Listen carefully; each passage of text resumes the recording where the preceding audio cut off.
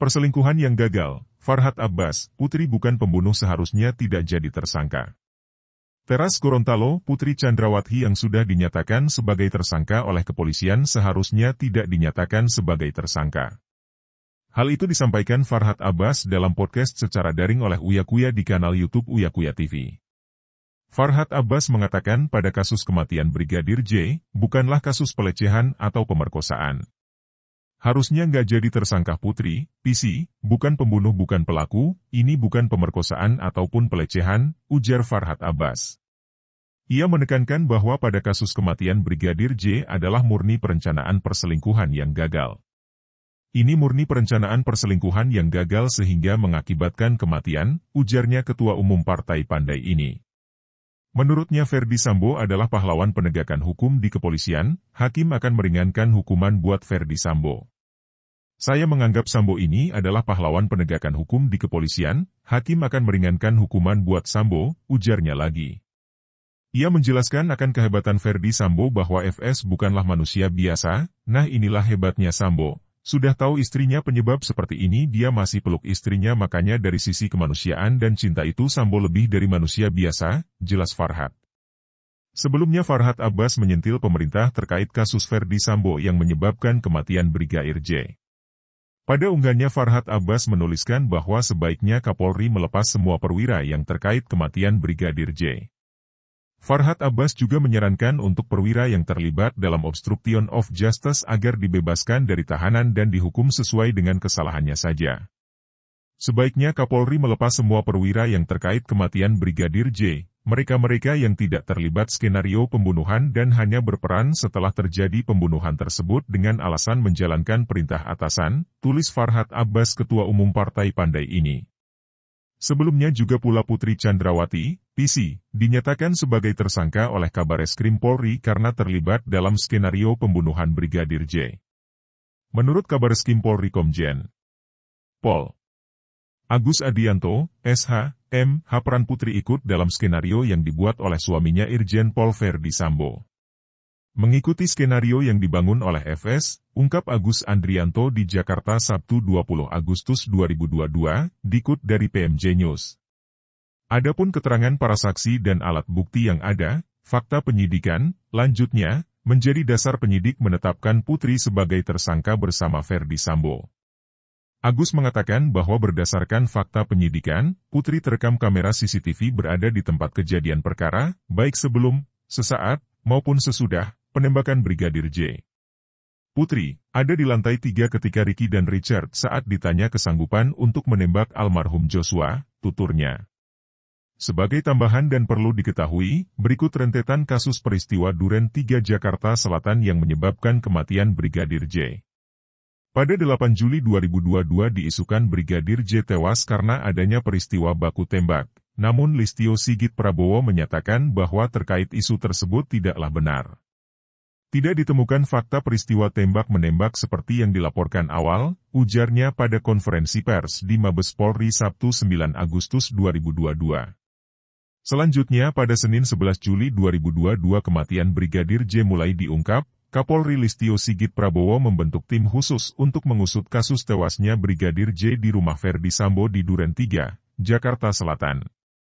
Saya telah membentuk tim khusus yang dipimpin oleh Pak Wakapolri, ujar Kapolri Senin 11 Juli 2022.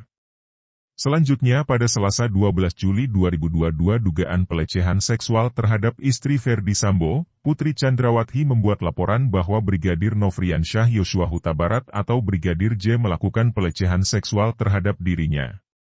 Namun Direktur Tindak Pidana Umum, Dirtipidum, Bareskrim Polri Brigjen Pol Andi Rian Jajadi menghentikan laporan kasus dugaan pelecehan tersebut. Berdasarkan hasil gelar perkara tadi sore kedua perkara ini kita hentikan penyidikannya.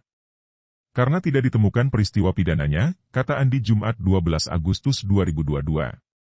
Selanjutnya Senin 18 Juli 2022 Kapolri Listio Sigit Prabowo menonaktifkan Irjen Pol Ferdy Sambo, ia mengatakan Irjen Ferdy Sambo untuk sementara dinonaktifkan dari jabatan Kepala Divisi Propam Polri. Kita putuskan untuk Irjen Pol Ferdy Sambo, untuk sementara jabatannya dinonaktifkan, kata Kapolri.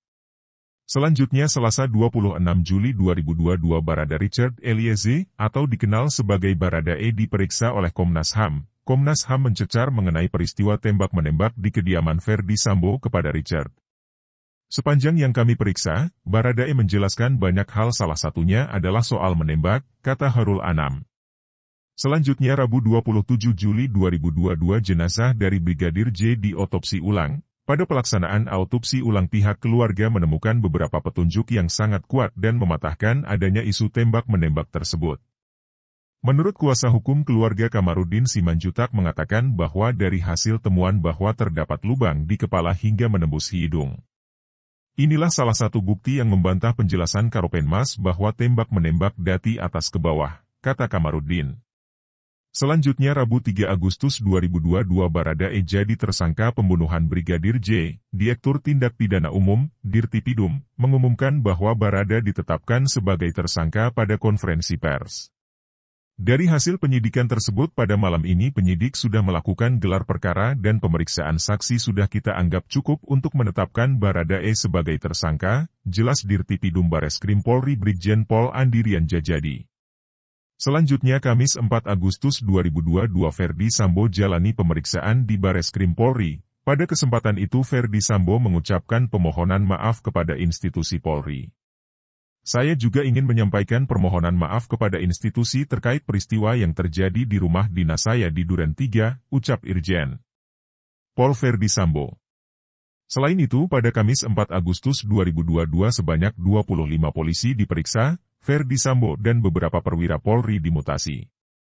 Pada konferensi persnya Kapolri Listio Sigit Prabowo mengumumkan 25 personil yang telah dilakukan pemeriksaan khusus yang diduga melanggar kode etik telah dimutasi.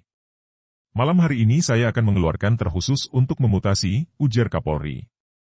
Selanjutnya Sabtu 6 Agustus 2022 Ferdy Sambo ditempatkan di Makobrimob, diduga karena ketidakprofesionalan dalam olah TKP. Irjen Pol Fs. Ferdy Sambo, diduga melakukan pelanggaran terkait menyangkut masalah ketidakprofesionalan di dalam olah TKP oleh karenanya pada malam hari ini yang bersangkutan langsung ditempatkan di tempat khusus yaitu di Korp Brimob Polri, ujar Kadif Humas Polri Dedi Prasetyo. Selanjutnya Minggu 7 Agustus 2022 istri Ferdy Sambo yakni Putri Chandrawati muncul ke publik setelah hampir sebulan bungkam. Diketahui tujuan Putri Chandrawati didampingi pengacara ke Makobrimob untuk mengunjungi suaminya yakni Ferdy Sambo. Dalam kesempatan itu Putri memberikan pernyataan pertamanya ke publik bahwa dia sangat mencintai suaminya Ferdy Sambo. Saya Putri bersama anak-anak, saya mempercayai dan tulus mencintai suami saya memohon doa agar kami sekeluarga dapat menjalani masa yang sulit ini, ujar Putri Chandrawati. Selain itu pada Minggu 7 Agustus 2022 Brigjen Pol Andirian Djajadi, Ketua Tim Penyidik Tim Sus Bareskrim Polri mengungkapkan penahanan terhadap Bribka Riki dilakukan setelah ditetapkan sebagai tersangka. Namanya sudah ditahan, pasti sudah tersangka, ungkap Jenderal Bintang 2 Andirian Djajadi.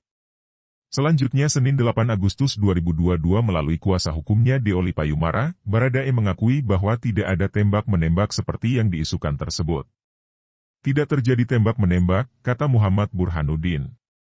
Selanjutnya Selasa 9 Agustus 2022 Ferdy Sambo dinyatakan sebagai tersangka. Dalam konferensi persnya Kapolri Listio Sigit Prabowo menyatakan Ferdy Sambo ditetapkan sebagai tersangka. Tim Sus telah menetapkan saudara FS sebagai tersangka, ujar Kapolri.